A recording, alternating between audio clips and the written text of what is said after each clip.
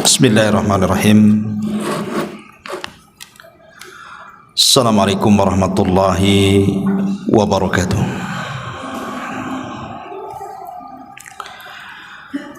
Alhamdulillah wassalatu wassalamu ala Rasulillah wa ala alihi wa sahbihi wa mawalah wa la hawla wa la quwata illa billahi wa ba'du.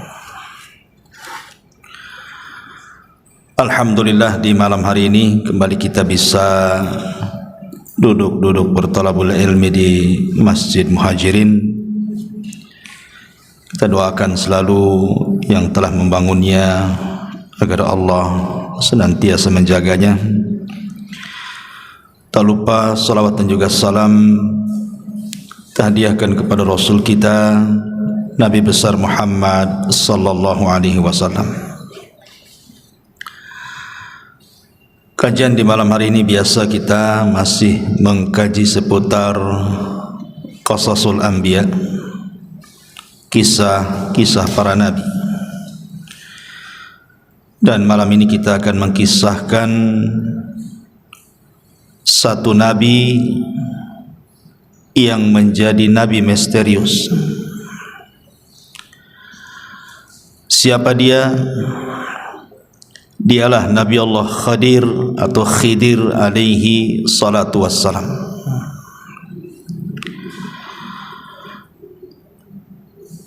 Nabi Khidir ini menarik untuk dibicarakan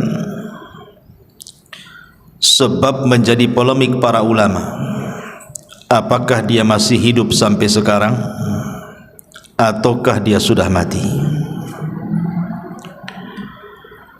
Bahkan ada cerita-cerita di masyarakat bahwa mereka pernah melihat Khidir katanya. Artinya bahwa ini harus didudukkan secara pandangan syar'i. Apakah memang dia masih hidup? Siapa Nabi Khidir ini? Bagaimana kisah perjalanannya? Dan diutus ke mana beliau? Kemudian akhir hayatnya seperti apa? Kita akan bahas 1 jam ke depan tentang kisah Nabi Allah Khidir alaihi salatu wassalam. Ma'asyiral muslimin yang dimuliakan Allah subhanahu wa ta'ala, kita mulai dari nasabnya dulu. Ada yang mengatakan bahwa Khidir alaihi salatu wassalam adalah ibnu Nabi Adam alaihi salam min sulbihi. Dia adalah putra langsung daripada Adam. Ada yang mengatakan dia adalah ibnu Qabil min Adam. Dia putra daripada Qabil dan Qabil putra Adam. Ada yang mengatakan dia adalah sibtun Nabi Harun. Dia adalah cucu daripada Nabi Harun dari jalur Al-Is ibn Ishaq ibn Ibrahim. Bahkan ada yang mengatakan dia adalah putranya Fir'aun. Ini saya kan hanya menukilkan pendapat ulama. Bahkan ada yang mengatakan dia adalah anak daripada anak-anak Persia. Bahkan ada juga yang mengatakan dia salah satu turunan dari kaum Nabi Ibrahim yang beriman kepada Ibrahim. Wallahu a'lam mana yang benar satu. Tapi yang jelas bahwa di dalam Al-Quran memang tidak disebut nasabnya, karena Quran sering saya ulang-ulang bukan kitab sejarah. Quran itu kitab hidayah, sehingga hanya mencuplik beberapa kisah untuk diambil pelajaran. Ma'asyiral muslimin yang dimuliakan Allah subhanahu wa ta'ala, ada yang mengatakan namanya adalah Khadrun atau disebut dengan Khidir. Ada yang mengatakan namanya Amir. Ada yang mengatakan namanya Balyan Ibnu Malkan. Tetapi kalau kita melihat pada hadis dalam Islam, maksudnya riwayat yang sahih dalam Islam, namanya adalah Khidir. Itulah yang kita kenal berdasarkan hadis Nabi SAW yang dikeluarkan Imam Bukhari. Nabi SAW mengatakan, innama sumiyal khidru atau khadiru li'annahu jalasa ala farwatin bayda fa idza hiya tahtaz min khalfihi hadra. Kata Nabi SAW, sesungguhnya dikasih nama Khidir. Kenapa Khidir diberi nama Khidir? Karena kalau dia duduk di sebuah padang pasir gersang, kemudian setelah dia bangkit dari tempat duduk itu, tempat duduknya itu menghijau, tumbuh-tumbuhan, maka disebut Khidir dari kalimat hadra. Hadra itu artinya tumbuh-tumbuhan, makanya sayur dalam bahasa Arab itu hadrawat. Dan itu salah satu mukjizat Nabi Khidir adalah ketika dia duduk di tempat gersang, bekas tempat duduknya itu tumbuh rumput, menghijau semuanya. Ma'asyiral muslimin yang dimuliakan Allah Subhanahu wa taala, menjadi perselisihan ulama. Apakah Khidir ini seorang rasul? Apakah Khidir ini seorang nabi? Apakah Khidir ini seorang wali? Ataukah dia hanya rajul saleh, orang saleh saja? Atau dia malaikat? Pendapat yang pertama mengatakan bahwa Khidir itu bukan hanya seorang nabi, tapi juga rasul. Berdalil dengan nanti dalam surah Al-Kahfi yang kita akan bahas. Karena Khidir ini diberikan rahmat, karunia rahmat dan juga ilmu, menunjukkan bahwa rahmat dan ilmu itu tidak diberikan kecuali kepada seorang nabi dan rasul. Tapi ada juga yang mengatakan, dan ini pendapat yang kuat wallahu alam, jumhurul ulama, mayoritas ulama mengatakan Khidir itu nabi, tapi tidak sampai ke level rasul. Karena setiap rasul itu nabi, tapi setiap nabi belum tentu rasul.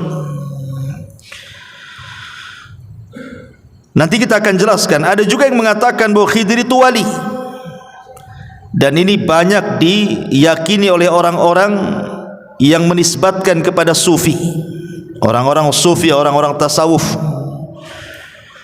dan juga orang-orang Syiah. Mereka cenderung mengatakan Khidir itu bukan nabi tapi wali, tapi derajatnya lebih tinggi di atas nabi. Dalilnya apa? Karena Nabi Musa belajar kepada Khidir,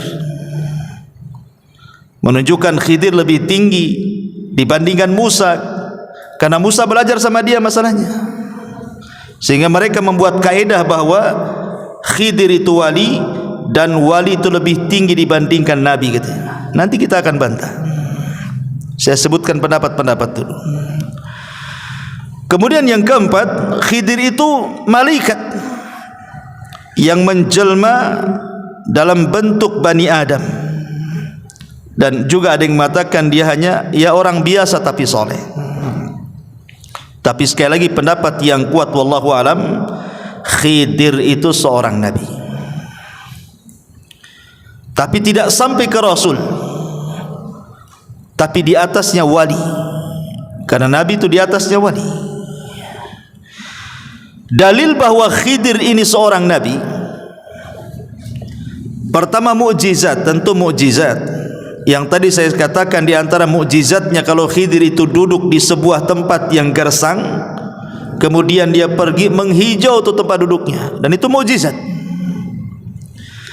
Kemudian dalil yang kedua, nanti kalau kita berkisah setelah ini tentang bagaimana pelajaran Khidir yang ditampakkan kepada Nabi Musa, seperti melobangi kapal, membunuh anak kecil, membenarkan bangunan yang hampir roboh.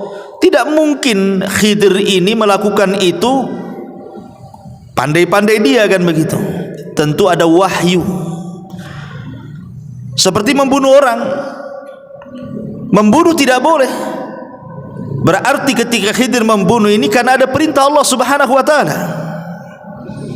Artinya dia seorang nabi mendapatkan wahyu.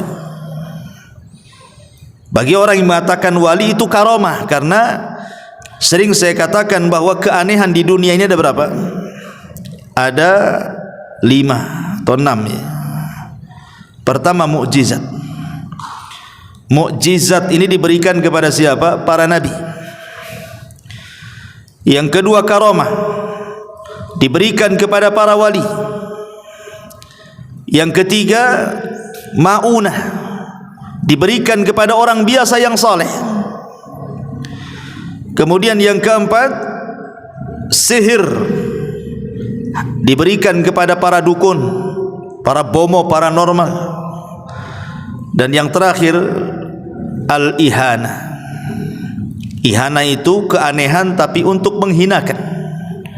Seperti ketika Musailamah al-Kadzab didatangi orang yang buta sebelah, kemudian minta mata yang buta sebelah itu disembuhkan. Datang dia kepada Musailamah al-Kadzab, si nabi palsu itu, karena yakin dia seorang nabi bisa menyembuhkan. Diludahi sama Musailamah, akhirnya dua-duanya buta. Bukannya sembuh, buta dua-duanya. Itu kan dalam rangka ihana, ya, merendahkan. Itulah 5 keanehan yang terjadi.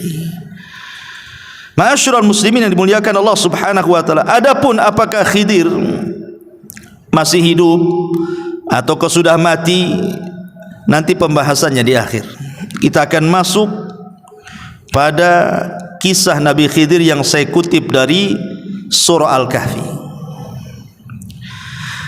Ma'asyiral muslimin yang dimuliakan Allah Subhanahu wa taala, disebutkan dalam Sahih Bukhari. Jadi satu hari Nabi Khidir ini dia pernah berceramah menjadi khatib di tengah-tengah Nabi Musa. Jadi satu hari Nabi Musa alaihi salatu wassalam sedang menjadi khatib di tengah-tengah Bani Israel. Tiba-tiba kemudian adalah yang hadir di situ bertanya kepada Nabi Musa, "Ya Musa, ada enggak manusia yang lebih alim dibandingkan engkau?" Tiba-tiba Musa mengatakan, "Tidak ada." Musa bukan sombong, tidak. Walaupun kenyataannya memang tidak ada orang alim di zaman itu melebihi Musa, kan begitu. Tapi Musa ini manusia, ada sisi sifat kemanusiaannya lupa. Harusnya dia mengatakan Allahu a'lam, artinya menasabkan ilmu kepada Allah Subhanahu wa taala, ataupun mengucapkan insyaallah tidak ada. Tapi dia mengatakan tidak ada orang alim melebihi diriku, katanya.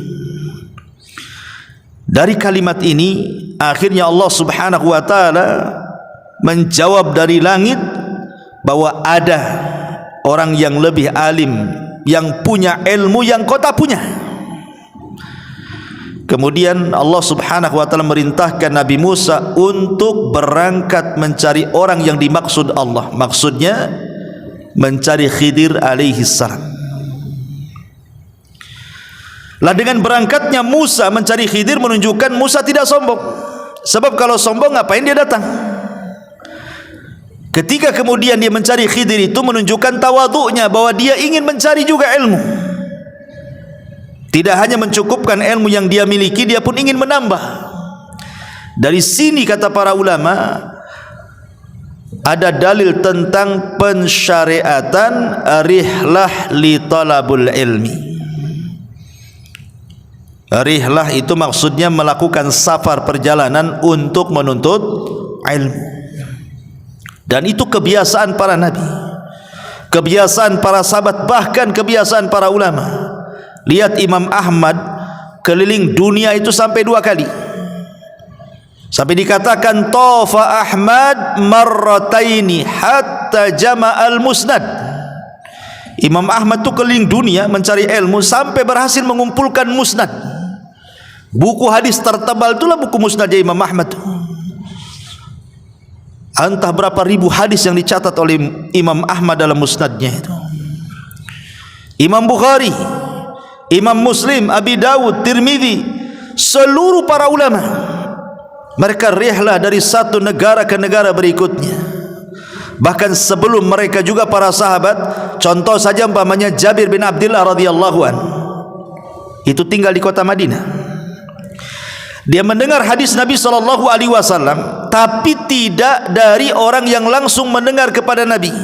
Orang yang mendengar langsung kepada Nabi itu ada di Syam orangnya, namanya Abdullah ibn Unais.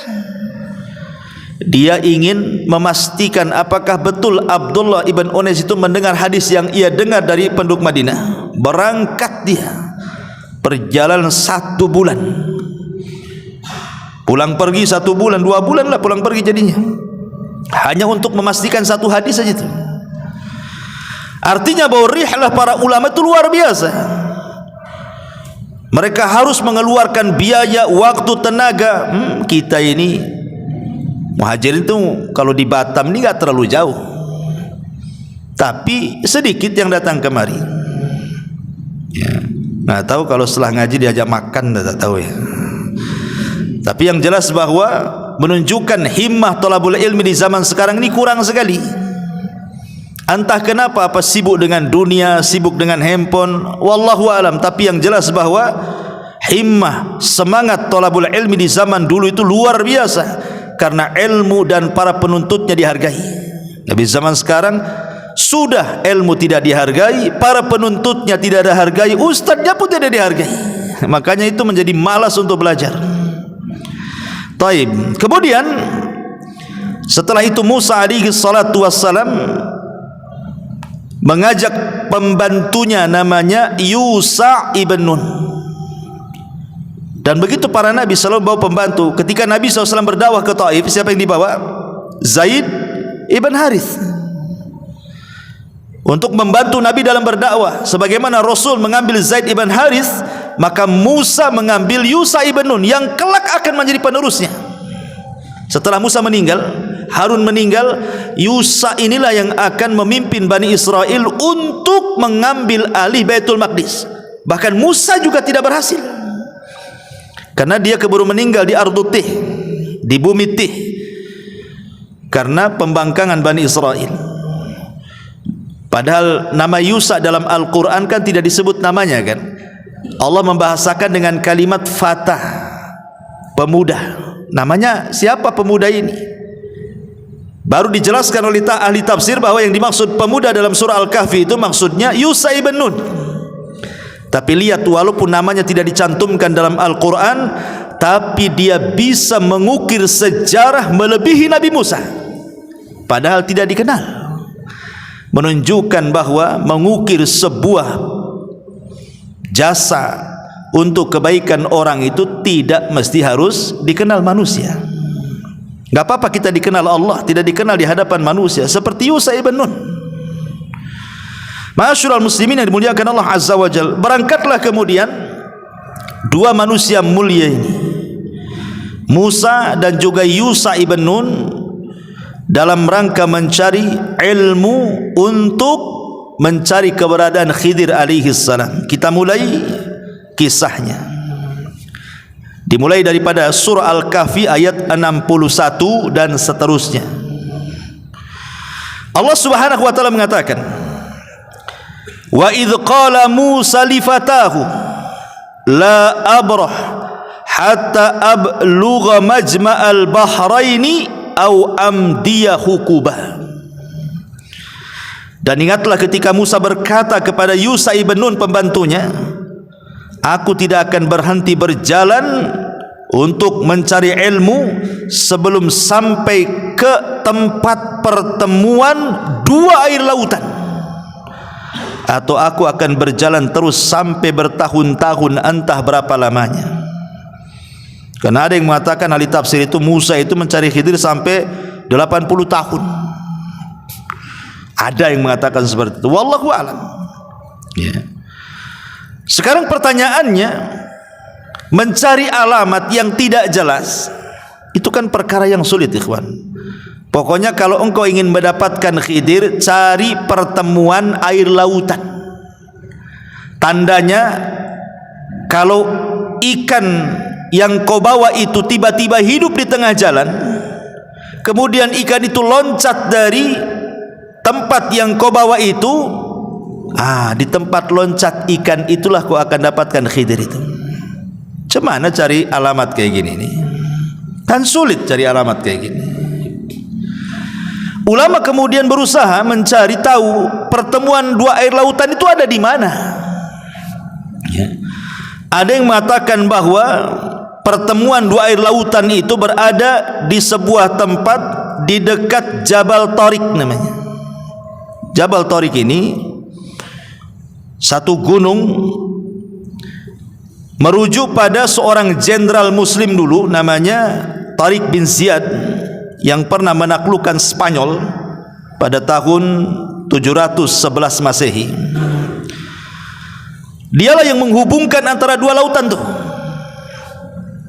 Maksudnya Laut Mediterania dan Samudra Atlantik, serta memisahkan Maroko dan Spanyol. Itu sejarahnya kan begitu. Disinilah letak dua air lautan itu. Tapi ada juga yang mengatakan, ahli tafsir mengatakan bahwa yang dimaksud pertemuan dua air lautan itu, ada yang mengatakan maksudnya dia adalah Laut Persia dan Laut Romawi. Ada juga yang mengatakan ya sekitar-sekitar Mesir lah. Tapi memang kebanyakan para ulama mengatakan bahwa yang dimaksud pertemuan dua lautan itu artinya satu tempat namanya Tonjah. Di sebuah tempat namanya Tonjah, satu kota di Maroko yang berbatasan langsung dengan Spanyol. Wallahu alam, ini yang banyak dikuatkan oleh ahli tafsir. Ma'asyiral muslimin yang dimuliakan Allah Azza wa Jalla, dan itu juga disebutkan oleh Al-Imam Al-Baghawi rahimahullahu taala. Intinya bahwa ketika Nabi Musa alaihi salatu wasallam berjalan dengan Yusa itu, pokoknya Nabi Musa mengatakan kepada Nabi Yusa, pokoknya kita berjalan terus sampai menemukan dua pertemuan air lautan. Kalau kita tidak ketemu nih, terus sampai dapat katanya. Lihat bagaimana himmah thalabul ilminya Nabi Musa itu mencontohkan kepada kita, tidak akan berhenti walaupun sampai kapan katanya. Kenapa? Karena ini perintah Allah masalahnya. Musa tidak akan pulang sampai betul-betul misinya berjumpa dengan Khidir ketemu. Bagaimana Musa mengajarkan kepada kita ketaatan kepada perintah Allah Azza wa Jalla. Karena waktu kemarin kita mengkisahkan tentang kisah Nabi Yunus alaihi salatu wasalam, Yunus ini kenapa ditelanikan? Karena dia meninggalkan kaumnya sebelum Allah perintahkan. Makanya akhirnya kemudian Allah menghukum Yunus dan memasukkan ke perut ikan. Lah Nabi Musa alaihi salatu wasalam dia tidak mau membangkang perintah Allah. Makanya dia terus berjalan sampai Allah mengatakan falamma balagha majma'a bainihima nasiyahu taghuma fattakhadha sabilahu fil bahri saraba. Maka ketika mereka sampai ke pertemuan dua laut itu, mereka lupa ikannya, lalu ikan itu melompat mengambil jalannya ke arah laut itu. Disebutkan dalam Sahih Bukhari, kan kisah Khidir kan disebutkan dalam Sahih Bukhari itu panjang juga tuh. Jadi ketika Nabi Musa alaihi salatu wasallam dengan Nabi Yusa ini berjalan, rupanya kan mereka ingin istirahat. Ketika istirahat itulah keduanya tertidur. Yang terbangun pertama adalah Yusa ibn Nun. Kemudian Yusa ibn Nun melihat keanehan. Kenapa? Karena ikan yang sudah dibakar itu, mungkin ikan asin lah, semacam ikan asin itu, ikan mati, ikan siap santap sebenarnya. Karena Musa itu kan memang anak Mesir ya, biasa makan ikan di sana. Tiba-tiba kemudian ikan yang mati yang sudah terpanggang itu, siap makan itu, tiba-tiba hidup ikan itu. Dan ini mukjizat. Menghidupkan ikan mati ini kan mukjizat namanya. Lah ketika hidup loncat pula ikan itu, kemudian masuk ke genangan air di situ, tapi tidak pergi dari situ, hanya putar-putar di genangan air itu saja. Yusha ibn Nun ini melihat itu aneh gitu, kok bisa terjadi seperti itu. Ketika kemudian Musa bangun, Yusha ibn Nun lupa mau menceritakan peristiwa itu. Kata Musa, ayo kita lanjutkan perjalanan, katanya. Yusha lupa, Yusha ibn Nun itu bahwa itu tandanya kan begitu. Kalau ikan itu loncat dari tempatnya, itulah Khadir di situ kan. Lupanya lupa dia. Kata Nabi, ayo kita lanjutkan perjalanan. Ayo, kata Yusha.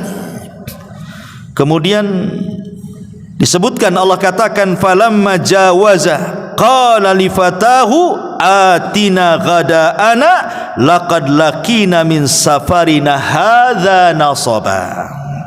Maka ketika mereka sudah melewati tempat yang tadi ikan loncat di situ, Musa berkata kepada pembantunya, bawalah kemari makanan kita itu. Ikan-ikan itu mana, katanya. Sungguh kita telah merasa letih karena perjalanan kita. Di sini ada keanehan.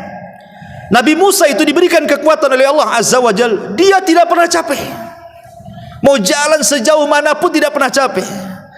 Tetapi kali ini dia merasakan kepenatan yang luar biasa. Kok capek kali? Berarti di sini ada sinyal tuh. Ada apa-apa? Kok biasa nggak capek? Kok capek gitu? Akhirnya dia mengatakan kepada Yusha, kita berhenti di sini. Kita makan dulu, katanya. Mana ikan-ikan itu, katanya. Pas ditengok ikan itu sudah tak ada. Kemudian Yusha mengatakan, oh iya, aku baru ingat, kata Yusha ibn Nun, waktu kemarin kita istirahat di sebuah batu, ada peristiwa aneh, ikan yang kita bawa itu hidup kemudian loncat dan ada di genangan air, katanya. Makanya Allah mengatakan, qala ara'aita idh awaina ila sakhrati fa inni nasitul hut wa ma ansanihi illa syaitan an adhkurahu wattakhadha sabilahu fil bahri ajaba.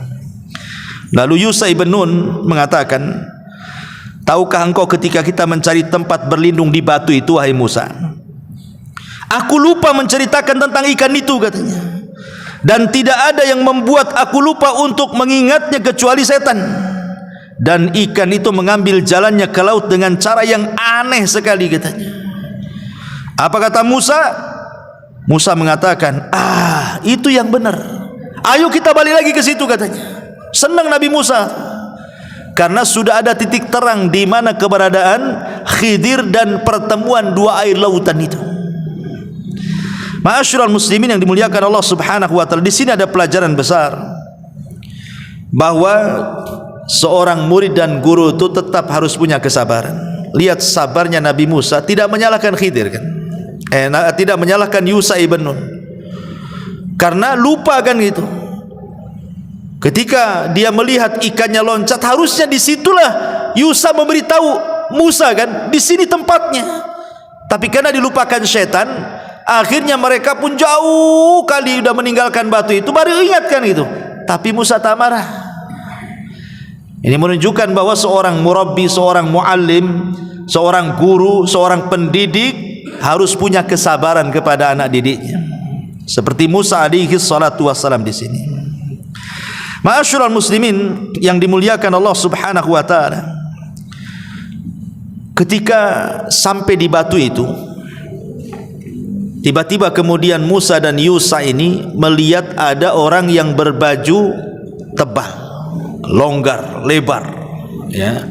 Sebagaimana disebutkan dalam hadis Bukhari, falamma intahaya ila sakhrati idza rajulun musajjin bi thawbin. Kata Nabi SAW, ketika keduanya Yusha dan juga Musa ini sampai di batu itu, tiba-tiba ada seorang laki-laki yang menggunakan pakaian sangat longgar sekali.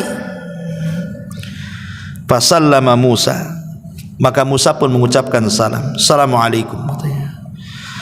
Faqala Khidir, rupanya Khidir itu di depan dia. Khidir mengatakan, wa anna bi ardikas salam. Bagaimana cara mengucapkan salam di negerimu? Seolah-olah Khidir aneh gitu, kok ada mengucapkan salam di negeri dia, nggak ada orang mengucapkan salam tuh. Kemudian Khidir tanya, siapa kamu? Maka Musa mengatakan, ana Musa, saya ini Musa. Kata Khidir, Musa siapa? Kata Nabi Musa, Musa Bani Israel. Baru ngeh dia. Oh, kamu Musa Bani Israel. Dari sini menunjukkan apa? Khidir itu tidak tahu yang gaib.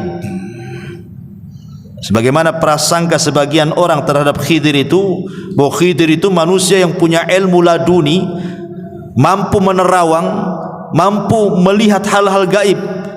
Menebak Nabi Musa aja tak bisa. Siapa kamu? Kalau dia memang tahu yang gaib kan sudah tahu, oh kamu Musa Bani Israel. Kenapa mesti tanya dulu? Ya. Dari sini menunjukkan bahwa Khidir itu juga sama dengan yang lainnya, tidak tahu yang gaib kecuali yang Allah beritahukan saja. Karena kegaiban itu hanya milik Allah Subhanahu wa taala. Lah dari sini setelah kemudian Musa betul-betul berjumpa dengan Khidir, maka Musa mengatakan, Allah katakan, qala lahu Musa hal attabi'uka ala an tu'allimani mimma ullimta rusyda. Musa berkata, bolehkah aku mengikutimu agar engkau mengajarkan kepadaku ilmu yang benar yang telah diajarkan kepadamu untuk menjadi petunjuk bagiku, katanya. Di sini ada pelajaran adab. Seorang pelajar, seorang thalabatul ilmi, kalau hendak meminta ilmu kepada seorang guru ya harus beradab. Lihat Nabi Musa saja beradab. Padahal secara kedudukan Musa itu jauh di atas Khidir.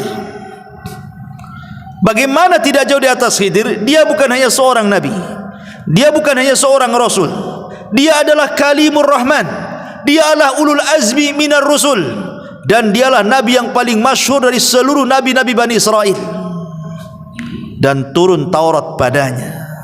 Khidir tidak ada kitab turun kepada dia. Tapi karena Musa berhajat ingin mengambil ilmu Khidir, maka dia beradab, meminta dengan sangat lembutnya dan mengatakan, bolehkah aku mengikutimu agar engkau mengajarkan kepadaku ilmu yang benar yang telah Allah ajarkan kepadamu supaya menjadi petunjuk bagiku, katanya. Subhanallah, bagaimana Musa beradab. Dari sini kata para ulama, la yambulu ar-rajulu, la yambulu ar-rajulu, orang itu belum dikatakan cerdas kecuali dia bisa mengambil ilmu ala man fauqahu wa ala man dunahu wa ala man siwahu, kecuali dia bisa mengambil ilmu dari orang yang di atas dia, dari orang yang di bawah dia, atau dari orang yang setara dengan dia. Itu baru cerdas orang itu. Ma'asyiral muslimin yang dimuliakan Allah Azza wa Jalla. Dan di sini juga ada pendalilan yang salah yang saya katakan tadi. Ada sebagian orang menganggap bahwa wali itu lebih tinggi dibandingkan nabi. Buktinya apa? Khidir menjadi gurunya Nabi Musa. Berarti wali itu lebih tinggi dibandingkan para nabi. Kita katakan nabi lebih tinggi dibandingkan wali. Nabi itu lebih tinggi dibandingkan wali. Dari mana kita tahu? Karena Nabi Musa alaihi salatu wassalam, dia mengatakan dalam hadis itu, ya Musa, ketika dalam perjalanan Nabi Musa alaihi salatu wasallam dengan Khidir, salah satu diskusinya adalah, ya Musa inni ala ilmin min ilmillah allimnihi la ta'lamhu anta wa anta ala ilmin allamakahu la a'lamuhu, kata Khidir. Musa, aku punya ilmu yang kau tak punya, tapi kau juga punya ilmu yang aku tidak punya.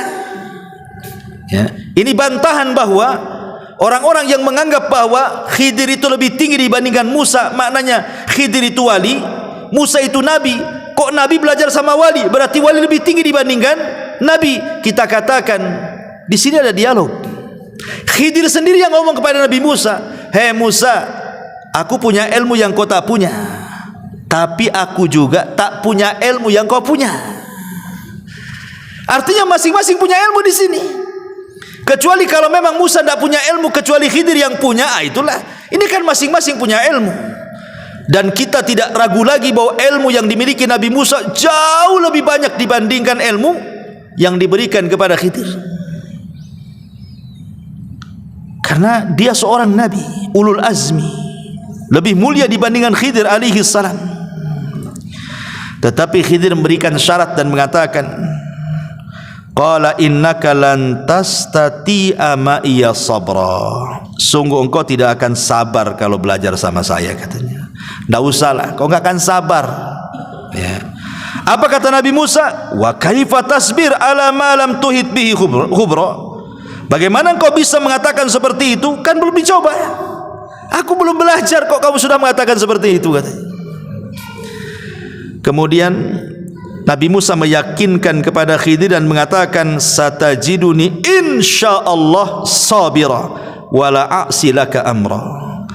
Insyaallah akan engkau dapati aku termasuk orang yang sabar dan aku tidak akan menentangmu dalam urusan apapun. Itu janjinya Nabi Musa. Saya akan sabar, apapun yang kau ajarkan saya terima.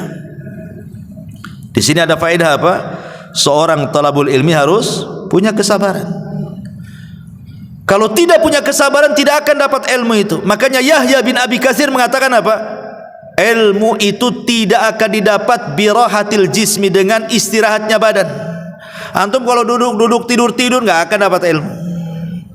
Tapi antum kalau datang ke majelis ta'lim, mendengarkan atau beli buku, baca buku atau dengerin YouTube ustaz-ustaz yang sedang ceramah, baru dapat ilmu. Kalau kelayapan ke sana kemari, kuliner ke sana kemari, ilmu ya ilmu kuliner dia dapat lah. Tapi ilmu agama dia tak akan dapat. Kemudian fantalaqa, Khidir mengatakan, fa inittaba'tani. Ini syarat yang harus dipegang Nabi Musa. Jika engkau mengikutiku, kata Khidir, fala tas'alni an syai'in, jangan pernah menanyakan sesuatu kepadaku, hatta uhditsa laka minhu dzikra, sampai aku yang menerangkannya. Kau diam saja, kau lihat saja. Awas kalau kau bertanya, kata Khidir. Dari ancam duluan tuh. Fantalaqa hatta idza raqiba fis safinati kharaqaha. Ini pelajaran pertama nih. Berangkatlah dua manusia mulia dan juga Yusha ibn Nun, ini bertiga berarti kan, dalam satu perahu. Dalam hadis Bukhari, ketika pemilik perahu itu melihat Khidir, rupanya kenal bahwa Khidir ini orang mulia di tengah-tengah mereka, makanya ketika naik perahu tidak usah bayar. Jadi nggak ada bayar, langsung naik saja Nabi Musa itu dengan Khidir di situ. Di tengah perjalanan, di tengah-tengah lautan itu, sambil berbincang-bincang Musa dengan Khidir, tiba-tiba melihat burung. Burung itu tiba-tiba menukik ke lautan, kemudian mengambil sebagian kecil air dengan paruhnya, kemudian naik lagi, kemudian hinggap di ujung perahu. Khidir alaihi salatu wassalam mengatakan, ya Musa, ma naqasa ilmi wa ilmuka min ilmillah illa kanaqrati hadal usfur fil bahri. Lihat Musa, tuh burung tuh yang nuki, kemudian ngambil air dengan paruhnya, kemudian terbang lagi. Ilmu saya dengan ilmu kamu kalau digabungkan itu hanya seteguk air yang diminum oleh burung itu. Adapun lautan ini, inilah ilmu Allah, katanya. Lihat bagaimana di sini ada pelajaran bahwa ilmu yang diberikan Allah kepada kita ini hanya satu teguk yang diteguk oleh burung saja.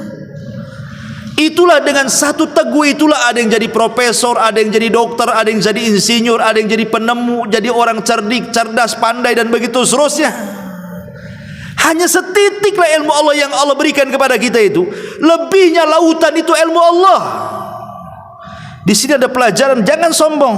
Satu jengkal di bawah kaki aja kita nggak tahu apa isinya. Tiba-tiba kemudian sombong pula dengan di hadapan Allah Azza wa Jalla, takabur dengan pengetahuannya, dengan kekayaan, dengan jabatannya. Siapa Anda?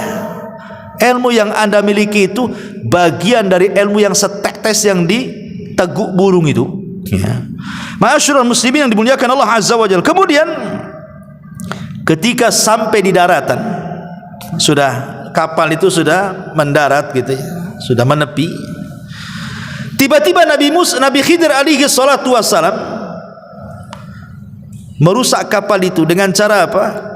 menyobek satu papan, ditarik satu papan itu, ya secara otomatis tiba-tiba kapal itu tenggelam lah. Lah Musa masih di situ, Khidir masih di situ, yang punya perahu masih di situ.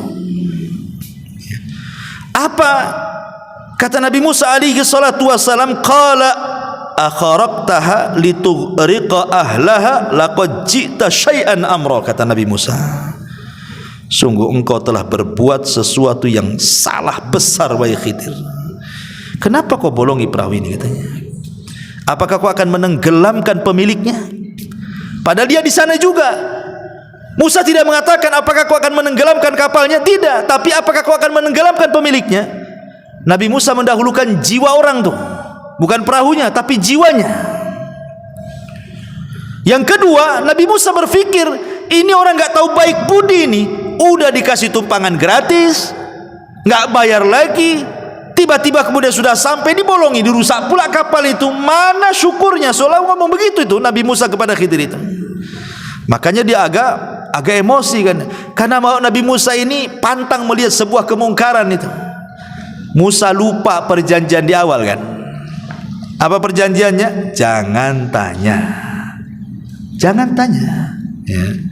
Kalau kau tanya jangan belajar, itu kan perjanjiannya. Tapi spontanitas karena melihat kemungkaran lupa diri dia. Akhirnya dia mengatakan, ini apa-apaan ini, katanya. Makanya kemudian Khidir mengatakan, alam akul innaka lan tastati'a ma'iya sabra. Kata Khidir, bukankah sudah kukatakan engkau tidak akan sabar kalau belajar kepada aku, katanya. Buktinya nih baru satu pelajaran udah sibuk kau, katanya. Akhirnya Musa berjanji dan mengatakan, qala la tu'akhidni bima nasid wa la turhikuni min amri usra.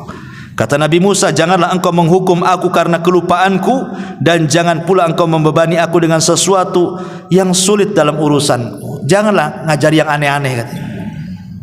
Tapi memang lupa saya tadi. Kalau saya ingat mungkin saya nggak akan ngomong, katanya. Kemudian Khidir masih maafkan. Fantalaqa hatta idza laqiya ghulaman faqatalahu.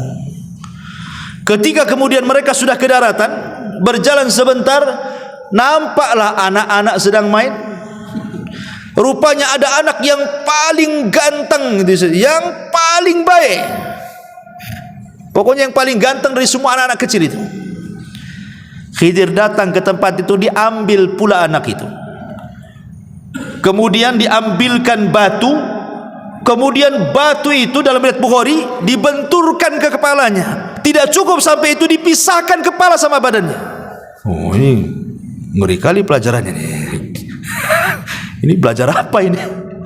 Nah, nyomot anak-anak, kemudian ngambil batu dibentur kepalanya, nggak sampai situ, dilepaskan pula kepala dari badannya. Itu riwayat Bukhari itu. Sampai seperti itu pelajarannya. Ini Musa ini nggak lupa, ingat bahwa dia tidak boleh ngomong. Tapi masalahnya ini sudah masalahnya lain ini. Bukan kalau tadi lah bolongi kapal, dia lupa. Dia ingat tidak boleh banyak ngomong. Tapi masalahnya kemungkaran ini bukan kemungkaran kecil, bunuh orang. Musa marahlah. Dia mengatakan apa? Dia mengatakan kepada Khidir alaihi salam, seolah-olah mengatakan, ya Khidir, aqatalta nafsan zakiyatan bi ghairi nafsin laqad ji'ta syai'an nukra, katanya. Agak keras Nabi Musa nih. Kalau tadi keras memang lupa dia kan dengan aturan belajar. Ini dia ingat dia, tapi dia nggak sabar. Ini mana ada pelajaran bunuh-bunuh orang nih. Musa mengatakan, mengapa engkau bunuh jiwa yang bersih bukan karena dia membunuh orang lain? Sungguh engkau telah melakukan sebuah perbuatan yang sangat-sangat mungkar, menghabisi nyawa orang. Apalagi yang kau habisi itu anak gak punya dosa, belum balik. Salah apa dia? Macam mana kau bisa bunuh anak ini? Lo belum balik, belum punya dosa, kenapa kau bunuh? Ketika Musa ngangkat suara, Khidir lebih ngangkat lagi suaranya. Diangkat lagi, sama-sama ngangkat nih. Apa kata Khidir? Qala alam aqul laka. Kalau tadi innaka, ini laka, pakai laka lagi. Dalam bahasa Arab artinya laka ini lebih keras daripada kalimat innaka. Ya. Alam aqul laka innaka lan tastati'a ma'iya sabra. Sudah kukatakan kau enggak akan sabar kan? Kata seolah seperti itu ya. Sudah kukatakan dari awal kau enggak akan sabar. Musa enggak lupa ini, betul-betul ingat gitu. Tapi karena masalah pembunuhan dia enggak bisa tutup mulut kan itu. Dia harus bicara. Tapi akhirnya Musa pun agak sedikit merendah dan mengatakan, qala in sa'altuka an syai'in ba'daha fala tusahibni laqad balagta min ladunni udhra. Kata Nabi Musa, ya sudah gini saja, jika aku bertanya lagi kepadamu tentang sesuatu setelah ini, maka janganlah engkau memperoleh aku menyertaimu lagi. Dah, enggak usah lagi sama aku. Sesungguhnya engkau sudah cukup bersabar menerima alasanku, katanya. Ini terakhir kata Musa. Kalau sampai aku bertanya lagi, udahlah sampai di situ aja. Enggak apa-apa, saya enggak ikut lagi, katanya. Akhirnya Khidir memberikan uzur lagi untuk ikut lagi bersama dia. Fantalaqa hatta idza ataya ahla qaryatin istat'ama ahlaha fa'abau an yudhayyifuhuma fawajada fiha jidaran yuridu an yanqad fa'aqamahu. Maka keduanya berjalan hingga ketika keduanya sampai kepada penduduk sebuah negeri, mereka berdua meminta dijamu oleh penduduknya, tetapi mereka penduduk itu tidak mau menjamu mereka. Kemudian keduanya mendapatkan dinding rumah yang hampir roboh di negeri itu. Lalu dia berkata kepada Nabi Musa, kita tegakkan sebelum roboh, katanya. Yang ini beda pula. Yang ini agak baik nih. Sebelum-sebelumnya tak baik kan? Bolongi kapal tak baik kan itu. Bunuh orang lebih tak baik lagi. Ini pula berbuat baik. Dinding mau roboh diperbaiki lah. Ini gimana ini kan? Ini seolah terbalik 180 derajat nih pelajarannya nih. Ya. Ada yang mengatakan ahli tafsir bahwa negeri yang didatangi yang rusak itu adalah namanya Antokia. Di negeri itu namanya negeri Antokia. Negeri itu rusak serusak-rusaknya. Semuanya bakhil, nggak ada orang baik di situ. Ketika melihat ada orang asing itu mereka nggak peduli. Padahal Khidir dan Nabi Musa ini sudah kelaparan. Tetapi ketika kemudian masuk ke negeri Antokia itu, satu orang pun tidak mau menjamu. Akhirnya kata Khidir ini, kalau gitu kita cari tempat lain. Ini penduduk ini jahat semua nih. Keluar, sebelum keluar di perbatasan kota itu adalah rumah sudah doyong mau roboh. Ya. Jadi Khidir mengatakan kepada Musa, tunggu dulu, ini rumah mau roboh nih, kita perbaiki rumah ini dulu. Kata Nabi Musa, ya Khidir, kenapa kita tidak mengambil rumah yang jelas-jelas ada penghuninya? Kalau kita perbaiki kan dapat upah, kita bisa makan tuh dengan upah tuh. Ini tak jelas penghuninya, kemudian kita perbaiki, dapat apa kita di sini, katanya. Nah, ini sudah pertanyaan ketiga. Ya, makanya kemudian Khidir marah dan mengatakan, hadza firaqi baini wa bainik. Inilah perpisahan antara aku dengan kamu. Sudah, ini udah ketiga kalinya masalah yang ngomong. Ya. Ma'asyiral muslimin yang dimuliakan Allah Subhanahu wa taala. Lah sebelum berpisah itulah Khidir menjelaskan kenapa dia sampai membolongi kapal. Kenapa dia sampai membunuh jiwa anak kecil yang tak bersalah? Kenapa sampai memperbaiki dinding yang mau roboh? Apa kata Khidir kepada Musa sebelum pisah? Ammas safinatu fakanat limasakina ya'maluna fil bahri fa aradtu an aibaha wa kana wara'ahum malikun ya'khudhu kulla safinatin ghasban. Adapun perahu itu adalah milik orang miskin. Miskin itu artinya punya pekerjaan tapi tidak cukup. Kalau fakir memang sama sekali tak punya pekerjaan. Jadi miskin dengan fakir itu, fakir di bawahnya, miskin di atasnya. Karena ini punya perahu kan, orang ini kan punya perahu, berarti punya pekerjaan, tapi tidak mencukupi. Nah, itu disebut miskin. Tapi kalau fakir di bawahnya sama sekali nggak punya pekerjaan. Ya, umpamanya ada janda tua, umurnya sudah 60-70 tahun, udah lumpuh, mau kerja apa, keluarganya nggak tanggung jawab, itu disebut fakir namanya. Nah, makanya orang-orang yang membantu orang-orang seperti ini al-armalah ini, orang-orang janda-janda tua yang enggak sanggup lagi bekerja, enggak ada yang bertanggung jawab, maka pahalanya sama dengan Anda solat malam setiap malam dan Anda puasa sunnah setiap hari. Ya, karena orang fakir yang dibantu oleh kita. Kalau miskin di atas itu masih punya pekerjaan seperti orang ini punya perahu, ya, tapi tidak mencukupi. Lah, Khidir mengatakan, adapun perahu itu milik orang miskin yang bekerja di laut. Aku bermaksud merusaknya karena di hadapan mereka ada seorang raja yang suka merampas setiap perahu yang bagus. Jadi Khidir ingin mengatakan, aku loh tidak merusak parah, hanya membeset kayu supaya dia tenggelam. Kalau seandainya dia mau pakai perahu lagi, kan tinggal diangkat, diperbaiki sebentar aja udah bisa itu. Sebab kalau seandainya itu perahu itu nampak cantik, nampak bagus, nanti digosok, diambil, dicuri, dirampok sama penguasa sini. Penguasa sini jahat-jahat. Dari sini ada kaidah ikhwatu fiddin muliakan Allah Subhanahu wa taala, bahwa boleh kita melakukan kemadaratan kecil untuk mendapatkan kemaslahatan besar. Membolongi kapal ini kan kecil karena bisa diperbaiki lagi nanti. Tapi kalau tidak dibolongi, diambil lagi, kan madaratnya lebih besar tuh.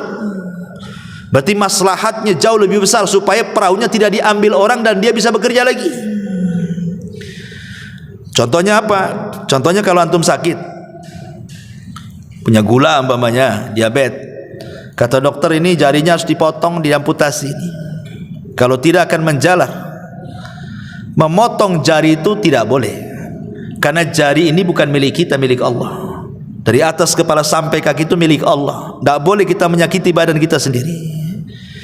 Tapi kalau seandainya kata dokter ini harus dipotong, diamputasi nih, kalau enggak nanti kemana-mana itu virusnya, berarti kita memotong itu sebenarnya salah, tidak boleh. Tapi karena ada maslahat besar, kalau tidak dipotong mati, berarti boleh memotong jari untuk kemaslahatan yang lebih besar, hidup dia gitu maksudnya.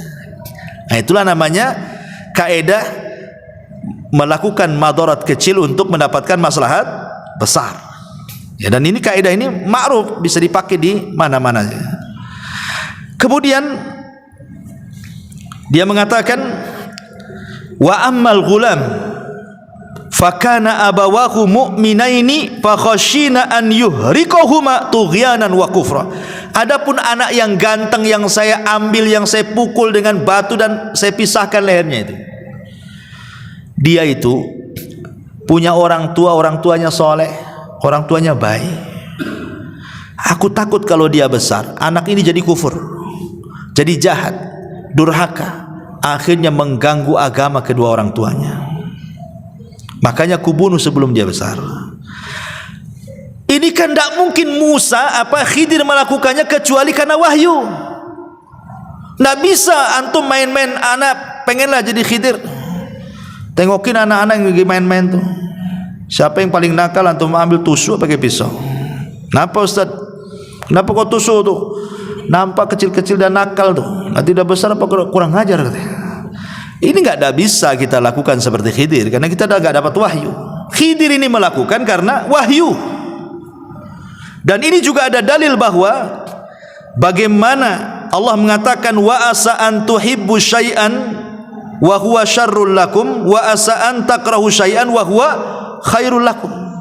Terkadang yang kita anggap baik buruk pula di sisi Allah. Terkadang apa yang kita anggap buruk baik pula di sisi Allah. Meninggalnya anak ini kan keburukan. Mana ada orang tua yang menginginkan anaknya mati? Enggak ada orang tua yang menghendaki anaknya mati kan? Wa asa an takrahu syai'a. Tapi terkadang apa yang kita anggap buruk ini menjadi kebaikan bagi dia di sisi Allah. Kalau tidak dibunuh sama Khidir, dia akan besar, bisa saja dia membunuh orang tuanya. Wa asa an takrahu syai'an wa yaj'alallahu fihi khairan katsira, kata Allah. Boleh jadi sesuatu yang Anda anggap buruk itu ada kebaikan yang banyak di situ. Ya.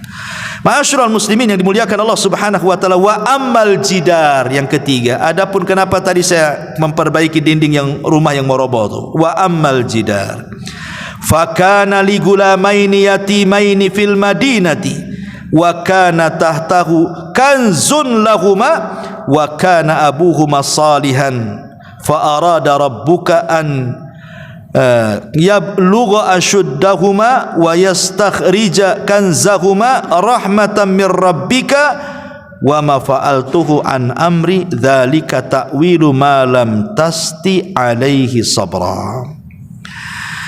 Kata Nabi Khidir kepada Musa, adapun dinding yang meroboh itu milik dua anak yatim. Tu kakek buyutnya, ada yang mengatakan kakek buyut yang ke-9 atau yang keberapa, dulunya orang soleh. Kita jaga sekarang cici cucutnya nih, karena di balik rumah itu ada harta karun. Sempat roboh rumah ini, kita tahulah ini orang-orang Antokia ini jahat-jahat. Kita aja masuk gak mau dikasih makan, tiba-tiba dapat harta karun. Orang bakhil itu jelas pasti akan datang mengambilnya. Makanya kita rawat hartanya supaya jadi warisan. Dari sini kata para ulama, kalau ingin baik anak-anak kita, maka baiklah kita. Kalau kita baik, orang tua baik, kita soleh, istri kita soleha, jangan khawatir tentang anak kita. Sekalipun kita meninggal, Allah akan utus malaikat merawat mereka. Lihat di sini, Allah utus Khidir dan Musa untuk merawat anak kecil kan. Maksudnya harta warisannya dirawat. Karena apa? Karena kakek buyutnya itu ada yang soleh tuh. Berarti menunjukkan bahwa kesolehan itu bisa ditularkan kepada anak cucunya walaupun dia sudah meninggal. Ya. Maka penting memberikan contoh kepada orang lain. Ya. Ini diantara takwil daripada Khidir kepada Musa alaihi salam, dan dia akhiri dengan mengatakan apa? Wa ma fa'altuhu an amri. Musa, aku tidak melakukan ini bukan karena pandai-pandai aku, tidak, tapi ini karena perintah Allah. Dari sini menunjukkan Khidir itu nabi, ya, karena bukan atas kehendak dia, tapi ada yang nyuruh. Siapa yang nyuruh? Allah subhanahu wa ta'ala. Inilah perkara yang kau tidak bisa sabar di situ. Kata Nabi SAW ketika menceritakan kisah Khidir dan Musa ini, disebutkan dalam hadis yang disepakati Bukhari Muslim, apa kata Rasul? Yarhamullahu Musa lawaridana law sabara hatta yaqussu alaina min amrihima. Semoga Allah merahmati Musa. Kalau seandainya Musa mau lebih sabar lagi, tentu akan banyak kisah-kisah yang luar biasa yang sampai kepada kita. Tapi Musa tak sabar, ya 3 itu sajalah yang sampai kepada kita, gitu maksudnya. Ya. Taib, sampai di sini kisahnya. Sekarang, apakah Khidir itu masih hidup ataukah sudah mati? Ini pembahasan terakhir. Ma'asyiral muslimin yang dimuliakan Allah Subhanahu wa taala. Ada yang mengatakan bahwa Khidir itu masih hidup dengan dalil. Dalil yang pertama, riwayat Ibnu Abbas radhiyallahu an, bahwa Khidir itu akan dipanjangkan usianya sampai berjumpa dengan Dajjal dan dia mendustakan di depan Dajjal. Menunjukkan Khidir masih hidup karena Dajjal di akhir zaman keluarnya. Ini satu. Kemudian yang kedua, dalilnya adalah ketika Nabi SAW meninggal, para sahabat sedang berkumpul. Tiba-tiba kemudian datang orang tidak dikenal. Orang itu baik, cara ngomongnya santun, bla bla bla bla macam-macam. Maka para sahabat heran, siapa orang baik, bijak, ngomongnya enak tuh? Bertanyalah sahabat ini kepada Abu Bakar dan Ali radhiyallahu an. Maka Abu Bakar dan Ali mengatakan, bi anna hadza al-Khadir. Itu adalah Khadir katanya. Jadi sepeninggal Rasul Khadir masih ada tuh. Karena Abu Bakar dan Ali mengatakan seperti itu. Kemudian dalil yang ketiga adalah ijtima'ul Khadir wal Ilyas fi kulli musimin minal hajj. Dalam sebuah riwayat bahwa setiap musim haji Nabi Khidir dan Ilyas itu biasanya ketemu di Mekah sama-sama haji, kemudian saling mencukur rambut setiap musim haji. Kemudian yang keempat dijelaskan ijtima'ul Khadiri wa Jibril wa Mikail wa Israfil fi Arafat. Ketika haji maka Jibril akan datang, Mikail akan datang, Israfil akan datang, dan mereka akan bersama Khidir di Arafah. Menunjukkan bahwa Khidir belum mati. Tetapi ulama membantah. Satu, Imam Ibnu Hajar ketika mengomentari hadis Ibnu Abbas yang pertama, beliau mengatakan hadis itu mungkar. Bukan hanya dhaif, mungkar lagi, tak bisa diambil. Adapun dalil yang kedua, Imam Bukhari yang mengatakan hadis itu juga mungkar. Adapun yang ketiga, Imam Ibnu Hajar mengatakan ada dua orang yang matruk, ditinggalkan riwayatnya. Adapun hadis yang keempat juga disebutkan oleh Imam Ibnu Hajar tentang berkumpulnya Khidir, Jibril, Mikail dan Israfil di Arafah itu. Hadis itu maudhu, palsu. Dan banyak riwayat-riwayat, hampir seluruh yang mengatakan Khidir itu masih hidup, tidak ada yang sahih riwayatnya. Dan pendapat yang kedua, Khidir itu sudah meninggal. Dan ini perkataan Imam Bukhari, pendapat Ibnu Al-Jauzi, pendapat Abul Husain, pendapat ulama-ulama salaf yang lainnya. Dalilnya satu, firman Allah surah Al-Anbiya ayat 34, Allah mengatakan wa ma ja'alna li basyari min qablikal khulda afa immitta fahumul khalidun.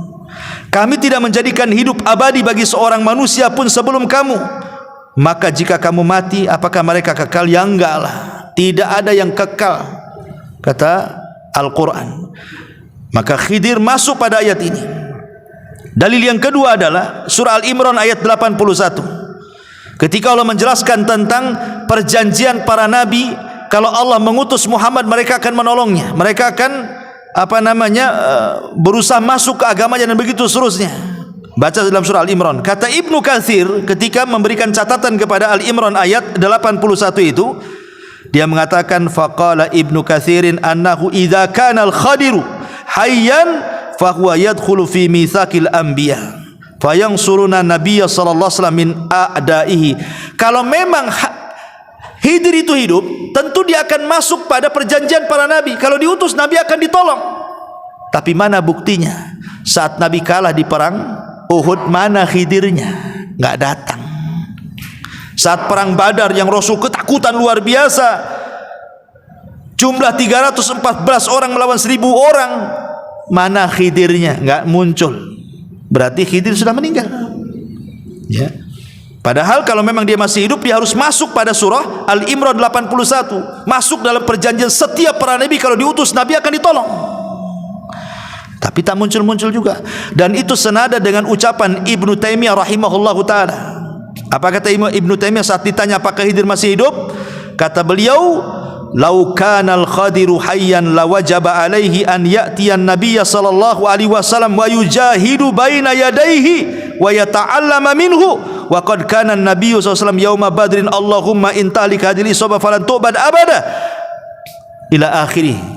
Kata Imam Ibnu Taimiyah saat ditanya apakah Khidir masih hidup, kata Ibnu Taimiyah, kalau Khidir hidup maka Khidir wajib datang menghadap Nabi, berjihad dengan Nabi, belajar kepada Nabi.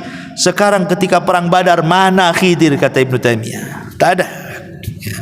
Kemudian juga hadis Nabi SAW yang dikeluarkan Imam Muslim dalam sahihnya, ma min nafsin manfusatin al-yawma ta'ti alaiha mi'atu sanatin wa hiya hayyatun yawma idzin. Tidak ada satu jiwa pun yang hidup pada hari ini telah lewat 100 tahun pasti dia akan binasa. Khidir udah lebih 100 tahun lah, udah meninggal lah. Bahkan dalam hadis yang lain, la yabqu ala ra'si mi'ati sanatin mimman huwa ala wajhil ardi ahadun. Tidak akan tersisa seorang pun di muka bumi ini pada 100 tahun yang akan datang. Artinya sudah meninggal lah. Ya, maka pendapat yang kuat wallahu alam, Khidir sudah meninggal. Bahkan Ibrahim Al-Harbi pernah bertanya kepada Imam Ahmad. Imam Ahmad ditanya soal apakah Khidir hidup ataukah mati. Imam Ahmad ditanya siapa? Oleh Ibrahim Al-Harbi. Apa kata Imam Ahmad? Man ahalla ala ghaibin lan yansaf minhu wa ma alqa hada illa syaitan. Siapa yang menekuni masalah-masalah gaib klinik, dia tidak akan bisa bersikap proporsional dalam masalah ini. Tidak ada yang membisikkan berita itu kecuali setan, katanya. Nah, itu tegas Imam Ahmad tuh. Kalau ada yang mengatakan Khidir hidup, kata Imam Ahmad, tidak ada yang membisikkan Khidir hidup kecuali setan. Itu Imam Ahmad yang ngomong begitu. Ya. Dari sini kita tahu bahwa Khidir sudah meninggal dunia. Wallahu a'lam bishawab. Subhanaka wa bihamdika asyhadu an la ilaha illa anta astaghfiruka wa atubu ilaik. Allahu ta'ala alam. Assalamualaikum warahmatullahi wabarakatuh.